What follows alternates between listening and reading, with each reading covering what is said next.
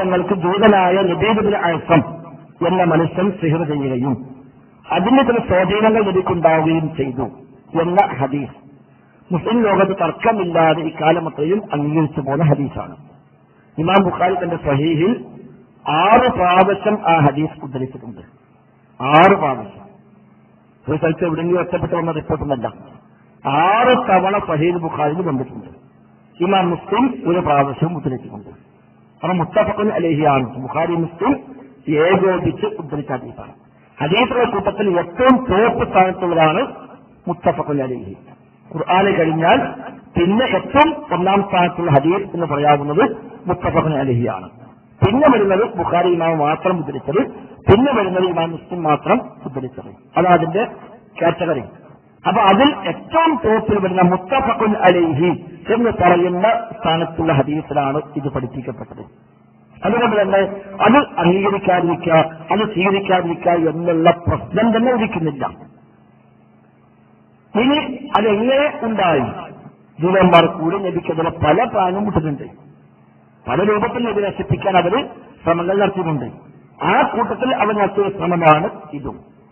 അങ്ങനെ അവരെ കൂട്ടത്തിൽ അതിന് പറ്റാവുന്ന ഏറ്റവും അഗ്രഗണ്യനായ ഒരാളെ തെരഞ്ഞുപിടിച്ച് അയാൾക്ക് ഫീസും നിശ്ചയിച്ച് അയാളെ കൊണ്ടാണ് അവർ ചെയ്യിക്കുന്നത്. അതാണ് ലബീദ് ഇബ്നു അഅ്സം. അതിന് ചില സ്വാധീനങ്ങൾ നബിക്കുണ്ടായി എന്ന് ആ ഹദീസിൽ പഠിപ്പിക്കപ്പെടുന്നു. മാത്രം റബ്ബിനോട് ധാരാളമായി ദുആ ചെയ്തു. റബ്ബ് സുബ്ഹാനഹു വ തആല അതിന് പ്രതിവിധിയായി പരിഹാരം ഉപദേശിച്ചു കൊടുക്കുകയും ചെയ്തു. ആ പരിഹാരം ചെയ്തപ്പോൾ നബിക്ക് അതിൽ നിന്ന് മോചനം ലഭിക്കുകയും ചെയ്തു. അതാണ് ഹദീസിലുള്ളത്. ഇതിനെ ലോകത്ത് നിഷേധിച്ചത് ഒന്ന് മുഅ്തസിലികൾ. ഇമാം നവവി അദ്ദേഹത്തെ ശറഹ് മുഹല്ലബിൻ സിഹറുമായി ബന്ധപ്പെട്ട ചർച്ചയിൽ അദ്ദേഹം പറഞ്ഞ മുഅ്തസിലിയാക്കൾ ഈ ഹദീസിനെ നിഷേധിച്ചിട്ടുണ്ട് എന്ന് പറഞ്ഞിട്ട് 2 ആയത്തുകൾക്ക് എതിരാണ് എന്നവർ പറയുന്നു എന്ന് പറഞ്ഞ് 2 ആയത്ത് അദ്ദേഹം കൊടുക്കുന്നുണ്ട്. ഒന്ന് സൂറത്ത് ത്വാഹയിലെ വലാ യുഫ്ലിഹു സാഹിറു ഹൈസു അതാ, സിഹറുകാരൻ എവിടെ ചെന്നാലും വിജയിക്കുകയില്ല. അപ്പൊ ഇവിടെ സിഹറുകാരൻ വിജയിച്ചു എന്നല്ലേ? അത് ആ ആയത്തിനെതിരാണ്. 2 ഇൻ തത്തബിഉന ഇല്ലാ റജുലൻ മസ്ഹൂറ എന്ന് മുസ്ലിമീങ്ങൾ പറഞ്ഞല്ലോ. ഈ 2 ആയത്ത് വിരുദ്ധമാണ് എന്നാണ് അവരുടെ വാദം. ശേഷം അദ്ദേഹം പറയുന്നത് ഫിഖ്ഹിന്റെ കിതാബാണല്ലോ, ഇതിന് വിശദമായി പറയേണ്ടത് ഹദീസിന്റെ ഗ്രന്ഥങ്ങളിലാണ്. അത് ഫിഖ്ഹിന്റെ കിതാബിൽ അതല്ല ചർച്ച. ഫിഖ്ഹിന്റെ കിതാബിലെ വിഭാഗത്തുകളും കച്ചവടങ്ങളും മറ്റു ചർച്ച ചെയ്യാം. അതേ നിലവിലെ ഹദീസിന്റെ വ്യാഖ്യാന ഗ്രന്ഥമുണ്ട്. അതാണ് ശറഹ് മുസ്ലിം. ആ ശറഹ് മുസ്ലിമിൽ ഈ ഹദീസ് ചർച്ച ചെയ്യുമ്പോൾ അദ്ദേഹം അവിടെ വളരെ വിശദമായി അതുമായി ബന്ധപ്പെട്ട ചർച്ചകൾ അദ്ദേഹം നടത്തുന്നുണ്ട്. അദ്ദേഹം അതിൽ പറയാം. قال الإمام المازري رحمه الله مذهب أهل السنة أهل السنة യുടെ വീക്ഷണം وجمهور علماء الأمة മുസ്ലിം ഉമ്മത്തിലെ ഭൂരിപക്ഷ പണ്ഡിതന്മാരുടെയും വീക്ഷണം. അഹ്ലുസുന്നത്ത് മാത്രമല്ല, അഹ്ലുസുന്നയുടെ വീക്ഷണവും ഭൂരിപക്ഷ പണ്ഡിതന്മാരുടെ വീക്ഷണവും അലാ ഇസ്ബാത്ത് സിഹർ, സിഹറിന് യാഥാർത്ഥ്യമുണ്ട് എന്നാണ്. വഅന്ന ലഹു ഹഖീഖ, അതിന് ഹഖീഖത്തുണ്ട്. ഹഖീഖത്ത് കഴിഞ്ഞാൽ സ്ഥാപിക്കാം. ഖിലാഫൻ ലിമൻ അൻകറ ദാലിക, ഇത് നിഷേധിച്ചവർക്ക് എതിരായിക്കൊണ്ട് അഹ്ലുസുന്ന സ്വീകരിച്ച നയവും മുസ്ലിം ഉമ്മത്തിലെ മഹാഭൂരിപക്ഷം പണ്ഡിതന്മാർ സ്വീകരിച്ച നയവും ഇത് യാഥാർത്ഥ്യമാണ് എന്നാണ്. ശേഷം അദ്ദേഹം ആ യാഥാർത്ഥ്യത്തെ വിശദീകരിച്ചു. അത് അസംഭവ്യമാണ് എന്ന് പറഞ്ഞതാണ് അസംഭവ്യം എന്ന് അദ്ദേഹം വിശദീകരിച്ചു. പിന്നെ അവസാനം അദ്ദേഹം പറയും വഖദ് അൻകറ ബഅദുൽ മുബ്തദിഅതി ഹാദൽ ഹദീസ, ചില മുബ്തദിഉകൾ ഈ ഹദീസ് നിഷേധിച്ചിരിക്കുന്നു. ചില മുബ്തദിഉകൾ അത് ഉദ്ദേശിക്കുന്നത് മുഅ്തസിലികളെയാണ് അദ്ദേഹമാണ് ഉദ്ദേശിക്കുന്നത്. ചില മുബ്തദിഉകൾ ഈ ഹദീസ് നിഷേധിച്ചിരിക്കുന്നു. അവർ പറഞ്ഞെന്താണ്? അവരത് ന്യായമായി പറയുന്നത് അന്നഹു യഹുത്തു മൻസിബൻ നുബുവ്വതി വയുശക്കികു ഫീഹാ, പ്രവാചകത്വത്തിന് സ്ഥാനത്തിന് അത് കുറവാണല്ലോ, നബിയുടെ പ്രവാചകത്വത്തിൽ സംശയമുണ്ടാക്കുമല്ലോ ഇത് യാഥാർത്ഥ്യമാണെന്ന് പറഞ്ഞാൽ എന്നാണ് അവർ പറയുന്നത്. മാത്രവുമല്ല നബിക്ക് സേറുവാദിച്ചു എന്ന് പറഞ്ഞാൽ പിന്നെ ശരീഅത്തിന്റെ നിയമങ്ങളെ നമുക്ക് വിശ്വസിക്കാൻ പറ്റൂല എന്ന് വരികയില്ലേ എന്നവർ പറയുന്നു. വഹാദല്ലദീ ഇദ്ദഅഉ ഹഉലാഇൽ മുബ്തദിഅതു ബാത്തിലുൻ, ഈ മുബ്തദിഉകൾ വാദിച്ച ഈ വാദം ബാത്തിലാകുന്നു. മുബ്തദിഈങ്ങളുടെ ഈ വാദം ബാത്തിലാകുന്നു എന്ന് അദ്ദേഹം സ്ഥാപിക്കുകയും ചെയ്യുന്നു. അപ്പൊ മുസ്ലിം ലോകത്ത് ഈ ഹദീസ് സ്വീകരിച്ചവരോ അത് വിശദീകരിച്ചവരോ ഈ പറയപ്പെട്ട ആയത്തുകൾ വിശദീകരിച്ച ഖുർആൻ വ്യാഖ്യാതാക്കളോ അവരാരും ഈ ആയത്തും ഹദീസിന് എതിരാണ് എന്ന് പറഞ്ഞിട്ടില്ല, മുഅ്തസിലികളല്ലാതെ. അഹ്ലുസുന്ന ഏകകണ്ഠമായി അവർ ഇത് സ്വീകരിക്കണം എന്ന തരത്തിൽ തന്നെയാണ്. ഇമാം ബുഖാരി 6 പ്രാവശ്യം ഉദ്ധരിച്ചു എന്ന് പറഞ്ഞാൽ തന്നെ പിന്നെ ഇതിനപ്പുറത്ത് അറിയിക്കണ്ടല്ലോ. 7ാമത്തെ വയസ്സിൽ ഖുർആൻ ഫുള്ള് ഇസ്ലാക്കിയാണ് ഇമാം ബുഖാരി. 7ാമത്തെ വയസ്സിൽ മീസ മുളക്കുന്നതിന് മുമ്പ് 1ാമത്തെ കിതാബ് എഴുതിയാണ്.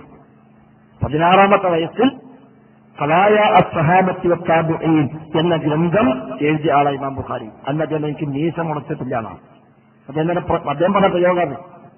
മീസ മുളക്കുന്നതിന് മുമ്പ് ആദ്യത്തെ കിതാബ് എഴുതി. അത്ര അഗ്രഗണ്യനായ ഇമാം ബുഖാരി തന്റെ സ്വഹീഹിൽ 6 പ്രാവശ്യം ഹദീസ് ആവർത്തിച്ച് ധരിക്കുന്നു. ഇമാം മുസ്ലിം അത് ധരിക്കുന്നു. ശേഷമുള്ള ഒട്ടുമിക്ക ഹദീസ് പണ്ഡിതന്മാരും അത് റിപ്പോർട്ട് ചെയ്യുന്നു. ഖുർആൻ വ്യാഖ്യാതാക്കളോ ഹദീസ് വ്യാഖ്യാതാക്കളോ ഒരാളും തന്നെ ഈ ഹദീസ് ശരിയല്ല എന്ന് രേഖപ്പെടുത്തിയിട്ടുമില്ല. അതുകൊണ്ട് ആ ഹദീസ് സത്യമാണ്. പിന്നെ എന്ത് ലഭിക്കുന്നുണ്ടായി? അതിലൂടെ ഉമ്മത്തിന് ഒരുപാട് പാഠങ്ങൾ പഠിക്കാനുണ്ട്. ഉമ്മത്തിന് ഒരുപാട് പാഠം. ഒന്ന്, സിഹറിന്റെ യാഥാർത്ഥ്യം ഉണ്ടെന്ന് പഠിപ്പിക്കേണ്ടതുണ്ട്. സിഹറിനുള്ള പ്രതിനിധി എന്താണ് പഠിപ്പിക്കേണ്ടതുണ്ട്. സാഹചര്യങ്ങളെപ്പറ്റി ആ നാട്ടിൽ വലിയ ചില വിശ്വാസങ്ങളുണ്ട്, ആ വിശ്വാസം തകർക്കേണ്ടതുണ്ട്. സാഹചര്യങ്ങൾക്ക് എന്തൊക്കെ അപ്രമായിട്ടുണ്ട്, ഒരിക്കൽ വലിയ വിദ്യത്തുണ്ട്, ദൈവികമായ ശക്തിയുണ്ട് എന്ന് അവർ വിശ്വസിച്ചിരുന്നു. അല്ല, അവരൊന്നുമല്ല. സാഹിർ എവിടെ ചെന്നാലും വിജയിക്കൂല, അപ്പൊ ഇവിടെ വിജയിച്ചില്ലേ ഇല്ല. അതും അല്ല പരാജയപ്പെടുത്തി. സർക്കാർ ചെറിയ ലാഭം കിട്ടി, അല്ല മൊത്തം പൊളിച്ചെടുത്തു. അതോടെ അതിനൊരു കാര്യമില്ലാതെ മനസ്സിലാവുകയും ചെയ്തു. അതോടൊപ്പം നബിയും ഒരു മനുഷ്യനാണ് എന്ന് സ്ഥാപിക്കുകയും വേണം. ഇവിടെ കഴിയുന്ന റഹ്മത്തുള്ളാഹി പറയാം, നബിക്ക് പലവിധ അസുഖങ്ങൾ ബാധിച്ചിട്ടുണ്ട് എന്നതുപോലെ തന്നെയാണ് ഇതൊന്ന. നബി ഒരു മനുഷ്യൻ തന്നെയാണ് എന്നുകൂടി സമൂഹത്തെ പഠിപ്പിക്കാൻ കൂടി ഇതെന്ത് ചെയ്തു? പര്യാപ്തമായി. അതുകൊണ്ട് ഇത് വിശദീകരിച്ചവരാരും എതിർത്തത് തെറ്റാന്ന് പറയാൻ മാത്രമല്ല, എതിർക്കുന്നവരെയാണ് അവരൊക്കെ എതിർത്തത്. നമസ്കാരാണ് ഫത്തുൽ ബാരിക്ക് ലോകപ്രസിദ്ധമായ വ്യാഖ്യാനം എഴുതിയ പണ്ഡിതനാണ്. 18 വാല്യങ്ങളായിട്ട് അദ്ദേഹം അത് സ്ഥാപിച്ചത് ഈ ഹദീസ് മുബത്തദിഉകൾ നിഷേധിച്ചിരിക്കുന്നതെന്നാണ്. ഇമാം നവവി അദ്ദേഹം പറഞ്ഞതും അതേ പ്രയോഗമാണ്. ഇബ്നു ഖയ്യിം സാദുൽ മആദിൽ പറഞ്ഞത് ചില ആളുകൾ ഇത് ചില വിഭാഗങ്ങൾ നിഷേധിക്കുന്നു. അവർ പറയുന്നത് ഇത് നബിക്ക് ഒരു കുറവല്ലേ ഇതുണ്ട് എന്ന് പറഞ്ഞാൽ അത് അവരുടെ ജഹാലത്ത് കൊണ്ടാണ് അവർ പറയുന്നത്.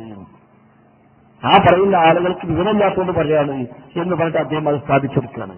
പിന്നെ ഇതിന് വൈരുദ്ധ്യമുണ്ട് ചില ആളുകൾ പറയും. ഹദീസിന് പരസ്പരം വൈരുദ്ധ്യമുണ്ട്. ആ വൈരുദ്ധ്യങ്ങളൊക്കെ പണ്ഡിതന്മാർ കൃത്യമായി വിശദീകരിച്ച് വൈരുദ്ധ്യമല്ല എന്ന് ബോധ്യപ്പെടുത്തിയിട്ടുണ്ട്. ഇപ്പൊ അലിമതയൊക്കെ സാധാരണ പറഞ്ഞാൽ ചില ഹദീസിന് 1 മാസം ഉണ്ട്, ചില 2 മാസം ഉണ്ട്, ചില 6 മാസം ഉണ്ട്. അതെന്നെ മനസ്സിലാക്കുക, ഇത് ശരിയല്ല എന്നറിയുന്നത്. അതിന് ഇമാം ഫത്തുൽ ബാരി കൃത്യമായി ചെയ്തു കൊടുത്തിട്ടുണ്ട്. എനിക്കത് അത് അനുഭവപ്പെട്ട് പറഞ്ഞ് പൂർണ്ണമായും അതിന് മുക്തമാകുന്നത് വരെയുള്ള മുഴുവൻ തിരഞ്ഞെടുത്താൽ 6 മാസം. എന്നാൽ ആദ്യഘട്ടത്തിൽ ഇത് സിഹറാണെന്ന് നബിക്ക് മനസ്സിലായിട്ടില്ല. വഹ്യ് കിട്ടിയിട്ടാണ് മനസ്സിലായത് സിഹറാണ്. അതുപോലെ നബി അത് മറ്റൊരു അസുഖമായിരിക്കും എന്നെനിക്ക് നിൽക്കുകയാണ്. അതെല്ലാം കൃത്യമായി സിഹറാണ് ബോധ്യപ്പെട്ട് അതിന് പ്രതിനിധിയും കിട്ടി, ആ പ്രതിനിധിയും ചെയ്ത് അതിൽ നിന്ന് പൂർണ്ണമായും മുക്തമായ സമയം നോക്കിയാൽ 1 മാസം. അപ്പൊ പ്രശ്നം തീർന്നു. നമ്മൾ സാധാരണ ഇവിടെ കയ്യുന്ന വേദന, നമ്മുടെ നാട്ടിൽ ചെറിയ ഏതെങ്കിലും ഡോക്ടർ ഉണ്ടാവും, അവിടെ പോയി കാണാം, അയാളൊന്ന് പരിശോധിച്ച് തൽക്കാല കാലിസിന് കുടിക്കാനും ഒന്ന് കുടിച്ചു നോക്കി ഇതിന് കുറവ് ചെയ്യുന്നത് വേണമെന്ന് പറയും. അയാൾ ആവശ്യം കുടിച്ചു, വലിയ കുറവൊന്നും അപ്പൊ പിന്നെയും ചെന്നു. അപ്പൊ അയാൾ ഗുളികയൊന്ന് മാറ്റിത്തരും. ഒരു ആവശ്യം അതും കുടിച്ചു, തിന്നും വലിയ കുറവ്. അപ്പം മുപ്പത്തെങ്കിൽ തൽക്കാലം ബാറോടിന് പോയി നോക്കി, അയാൾ തരും അപ്പുറത്ത് പോകാൻ. അവിടെ ചെറിയ ഡോക്ടറെ കാണും, അയാൾ പരിശോധിച്ച് മരുന്നേലും അത് കഴിച്ച ആവശ്യം കുറവില്ല, ഇന്ന് നമ്മൾ ഒരു എക്സ്ട്രാ എടുക്കാൻ പറയും. ചില എക്സ്ട്രാ എല്ലാവരൊക്കെ ചെയ്ത് അങ്ങനെ നമുക്ക് സംശയം. അങ്ങനെ മൂപ്പുന്നത് കുറച്ചുകൂടി വലിയ ഡോക്ടർക്ക് വിട്ടു. അവിടുന്ന് പിന്നെ പുറത്തെ ടെസ്റ്റ് ചെയ്തു. ആ ടെസ്റ്റ് ചെയ്ത് അത് തിരുവനന്തപുരത്തേക്കോ ബാംഗ്ലൂർക്കോ അയച്ചു. അവിടുന്ന് 10 ദിവസം കഴിഞ്ഞ റിസൾട്ട് വന്നു. റിസൾട്ട് മനസ്സിലായി ക്യാൻസറാണ്. അവിടെ മുതൽ നമ്മൾ അറിയണത് എന്ത്? ഇത് ക്യാൻസറാണ്. എന്നാൽ തുടങ്ങിയിട്ടോ 6 മാസം, 1 കൊല്ലം, 2 കൊല്ലമായിട്ടുണ്ടാവും. അതിന് മുമ്പ് ഈ പണിക്ക് കഴിഞ്ഞിട്ടുണ്ട്. അത് നമുക്ക് എന്താ അറിയില്ല, ഇത് ക്യാൻസർ അറിയില്ല. അല്ല, ഇന്ന് കഴിയുമ്പോൾ അങ്ങനെ ചെയ്യരുത്, അങ്ങനത്തെ ചെയ്യച്ചു. ശരി, നബി ആദ്യം ഈ ഉന്മേഷക്കുറവ് അനുഭവപ്പെട്ടപ്പോൾ നബി അന്ന് ഹിജാമ ചെയ്തുക, കൊമ്പ് വെക്കെ ചെയ്ത് തടത്തി. അങ്ങനത്തെ ഒരു അസുഖം ആയിരിക്കും. അപ്പൊ ഹിജാമ ചെയ്താൽ അവരെ മാറിക്കോളും. പക്ഷെ അത് മാറുന്നില്ല. പിന്നെ അള്ളാഹിനോട് ധാരാളമായി ദുആ ചെയ്ത വിഷയത്തിൽ അപ്പൊ അള്ളാഹു തആല അതിന് ഉത്തരം നൽകി. അത് നബി ആയിഷയോട് പറഞ്ഞ വാക്കുകളാണ്, എന്റെ റബ്ബിനോട് ഞാൻ പ്രതിവിധി ആവശ്യപ്പെട്ട വിഷയത്തിൽ റബ്ബിനേക്ക് പ്രതിവിധി തന്നിരിക്കുന്നു. അള്ളാഹിനോട് ഞാൻ പ്രതിവിധി ആവശ്യപ്പെട്ട കാര്യത്തിൽ റബ്ബിനേക്ക് പ്രതിവിധി തന്നിരിക്കുന്നു. അപ്പൊ അള്ളാഹു വഹി കൊടുത്തത് ഇങ്ങനെയാണ്.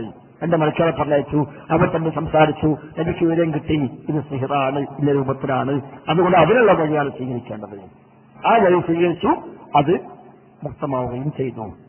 അത് അങ്ങനെ ജമ്പ ചെയ്യാൻ ഇതിന് വൈരുദ്ധ്യമില്ല. വൈരുദ്ധ്യം കണ്ടുപിടിക്കണമെന്ന് വാസിച്ചു കൊടുക്കണോ, ഇതെല്ലാം വൈരുദ്ധ്യമായി തോന്നുകയും ചെയ്യും. അപ്പൊ ആ ഹദീസിന് ഒരു കുഴപ്പവുമില്ല. കുറ്റമറ്റ പരമ്പരയിൽ ഉദ്ധരിക്കപ്പെട്ടതാണ്. മുസ്ലിം ലോകം ഐക്യകണ്ഠേന അംഗീകരിക്കപ്പെടുന്നതാണ്.